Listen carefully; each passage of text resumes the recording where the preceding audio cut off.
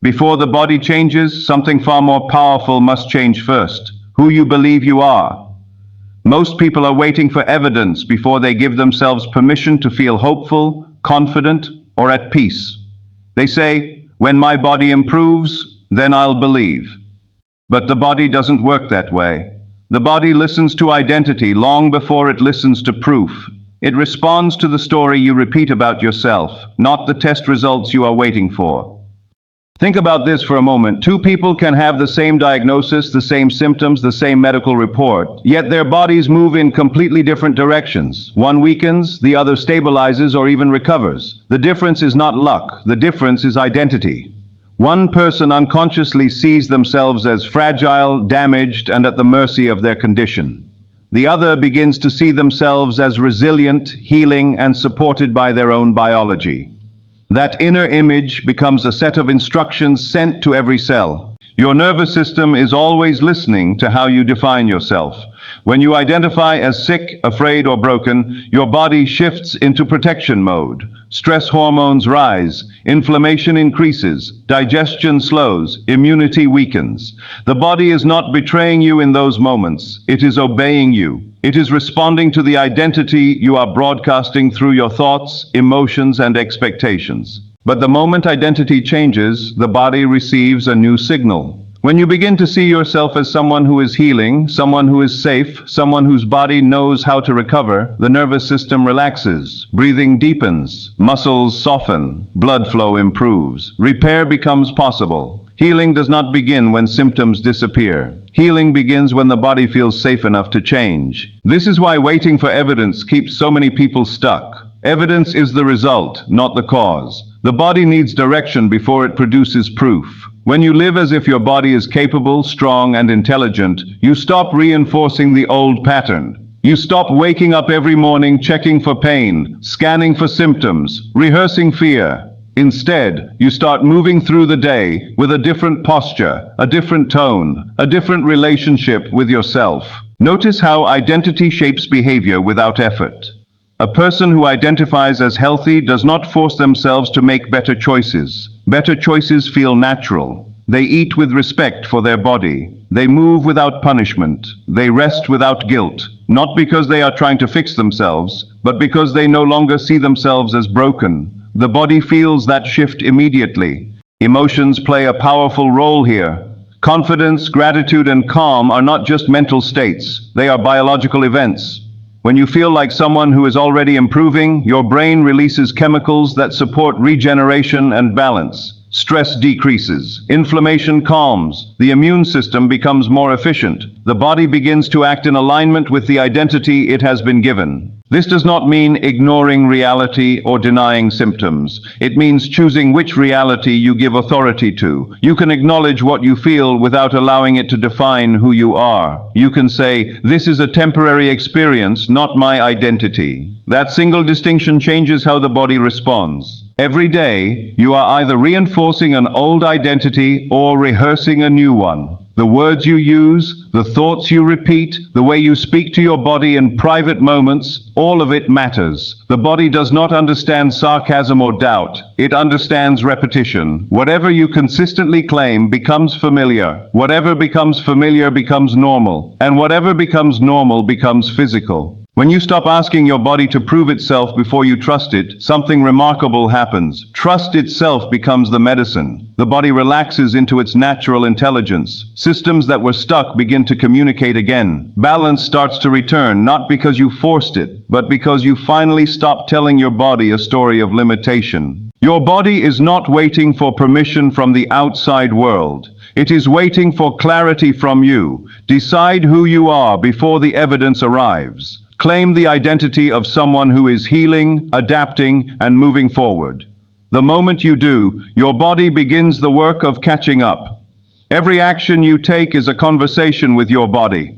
Whether you realize it or not, you are constantly sending instructions to your biology through the way you move, eat, breathe, rest, and even the way you speak to yourself. The body does not wait for perfect conditions or complete healing to respond.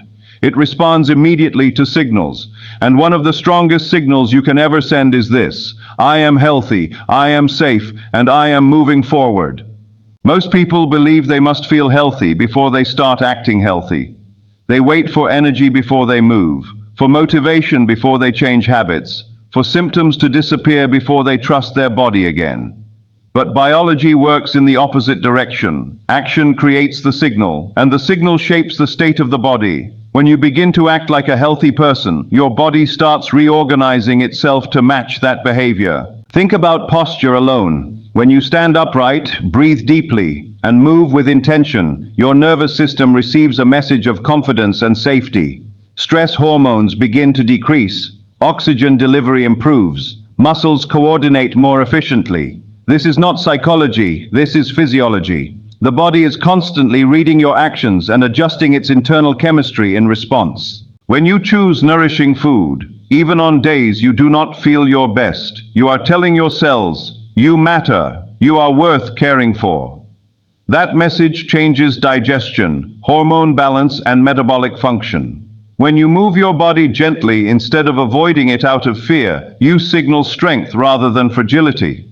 The brain begins to remap the body as capable instead of damaged, and pain pathways slowly lose their dominance. Acting healthy is not about forcing intensity or perfection. It is about consistency and intention. Small actions done with belief carry more power than dramatic changes done with fear. A short walk taken with trust sends a stronger healing signal than a long workout done with punishment. A calm breath taken with presence does more for your nervous system than hours of stress-filled effort. Sleep is another powerful signal. When you give yourself permission to rest deeply without guilt, the body understands that it is safe enough to repair. During rest, cells regenerate, inflammation reduces, and the immune system strengthens. Acting healthy means honoring rest as a biological necessity, not a reward you earn only after exhaustion. Even the way you speak to your body matters. Words shape expectation, and expectation shapes response. When you say, "My body is learning," "My body is adjusting," "My body is getting stronger," you reinforce pathways of hope rather than fear. The brain cannot separate imagined signals from real ones. Repeated messages of trust become real instructions at the cellular level. This is why pretending in the healthiest sense of the word is so powerful. When a child pretends to be brave, their body produces real courage. When you act as if health is already unfolding, your biology begins aligning with that assumption. You are not lying to your body, you are leading it. There will be days when doubt shows up. Acting healthy on those days is even more important. On difficult days, choosing one supportive action tells your biology that health is not dependent on mood or circumstance. It becomes your default state, not something you earn only when everything feels perfect. Over time, repetition turns behavior into identity. Acting healthy stops feeling like effort and starts feeling natural. The body adapts to the new standard. Systems recalibrate. Energy returns gradually, quietly, without drama. Healing often arrives not as a sudden breakthrough, but as a steady return to balance. Your body is incredibly intelligent. It wants to work with you, not against you. When you stop waiting for proof and start leading with action, you give your biology clear direction. Act healthy today, not because everything is perfect, but because every healthy action is a vote for the future you are creating. The body listens.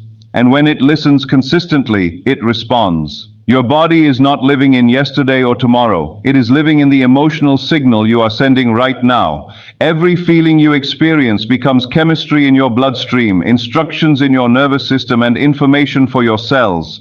This is why emotions are not just reactions to life. They are creators of physical states. What you feel consistently today is shaping how your body functions tomorrow. Most people believe emotions come after results.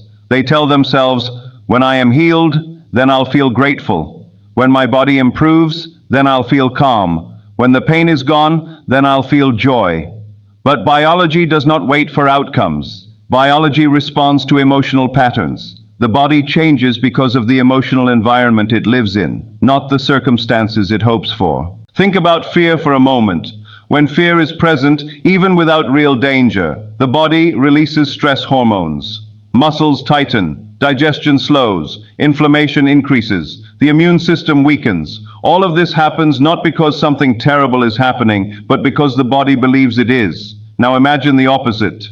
When gratitude, hope, and trust are present, the body shifts into repair mode. Blood pressure lowers, inflammation reduces, cells regenerate more efficiently. The same body behaves completely differently based on emotion alone. This is why emotions of the future are so powerful. When you feel peace before the pain is gone, confidence before the evidence appears, and gratitude before the breakthrough arrives, your body begins producing the chemistry of healing now. You are no longer waiting for the future to save you. You are bringing the future into the present through emotion. Gratitude is especially powerful. It tells the nervous system that something good is already happening. The body relaxes its defenses. Stress hormones decrease. Healing hormones increase. Gratitude does not require perfection. It requires attention. Even gratitude for small improvements, small comforts, or small moments of relief sends a signal that the body is moving in the right direction. This does not mean forcing emotions or pretending everything is perfect. It means choosing emotional direction. You can feel discomfort and still choose trust. You can experience pain and still choose gratitude. Emotions are not all or nothing states. Even small doses of elevated emotion create measurable changes in the body. Your brain cannot distinguish between emotions created by imagination and emotions created by events. When you visualize yourself healthy and feel the relief, joy, and freedom of that future, your body responds as if it is happening now. The chemistry changes immediately. This is why visualization, prayer, and intentional emotional practice have such a powerful impact on physical health. Repetition is what makes these emotional states permanent. A single moment of peace is helpful. Repeated moments of peace rewire the nervous system. Over time, the body learns a new emotional baseline. Stress becomes less dominant. Balance becomes more natural. Healing becomes easier to sustain. Every day you are choosing emotional signals, whether consciously or unconsciously. Complaints, fear, and worry keep the body anchored in survival. Gratitude, trust, and expectation guide it toward recovery. You do not need to control every emotion. You only need to practice the ones that support the future you want to live in. Your emotions are not waiting for your body to change. Your body is waiting for your emotions to lead. When you feel the future now, your chemistry follows. And when chemistry changes, the body has no choice but to follow along.